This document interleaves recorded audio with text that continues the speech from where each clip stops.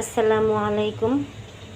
আজকে দেখাবো গাছ পাকা লিচু। দেখেন আমার পাখির ঘরের অবস্থা, লিচুর অবস্থা দেখেন, মাশাআল্লাহ একেবারে গাছ পাকা লিচু।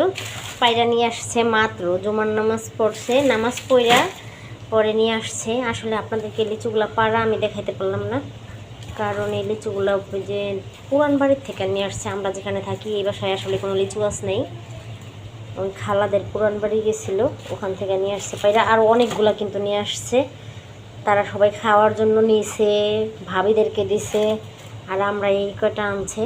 আর এই যে দেখেন কিনা লিচু, কালকে কিন্তু এই লিচুগুলো কিনা নিয়ে আসছিল ছোট ছোট, কিন্তু এই লিচুগুলো কিন্তু অনেক সুন্দর আর এত মিষ্টি এই গাছের লিচুগুলা।